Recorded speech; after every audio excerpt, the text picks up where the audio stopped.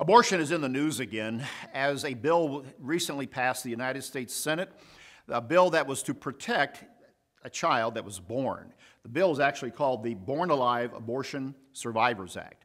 The bill actually passed the Senate by a vote of 53 to 44, but it did not receive a 60-vote margin for it to advance to an actual enactment by the Congress, and so it kind of ended. It fell along, mostly along partisan lines, but in looking at this bill and thinking about it, it's rather appalling as to what it says and what happened.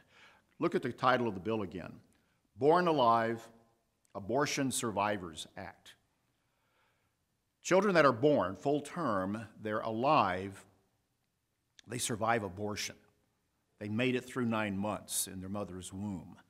And the bill was to protect that child now that is left the mother's womb and is a viable life laying there on its mother's tummy or on the table in the hospital.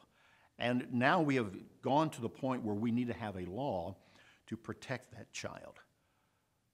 Everything's been turned upside down on this whole abortion issue and what is taking place state by state across the United States right now, with other laws and movements that are moving to enact legislation to guarantee the right to take the life of a baby after it has been born. We will see others on this issue, but at least someone in the United States Senate put a bill forward, but the terminology and the debate didn't get the job done. I was reading in the book of Exodus about this issue, and there was a scripture that also I think we should at least note regarding the life of a child in the womb of its mother.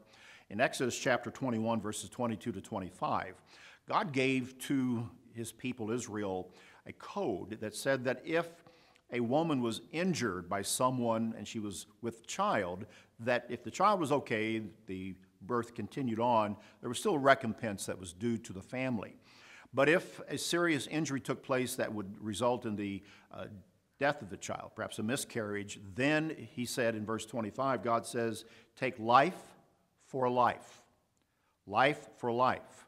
What that is saying is that God's law says that that unborn child is life, and that if it is terminated in the womb, then there is to be another life taken for that. It is very severe legislation under the code that God gave to Israel. But think about that. Here we have another definition about what is developing in the womb of a mother and the life of a child. We're dealing with some very brutal issues on this matter of abortion right now in the United States. It is a time to sigh and cry. It is a time to pray thy kingdom come. This is not going to get solved, it seems, by human government, and we're going to have to look to the intervention of Jesus Christ and his kingdom to save this life and to prevent this ongoing Holocaust that is there. We do need to pray thy kingdom come as we watch what is taking place. That's BT Daily. Join us next time.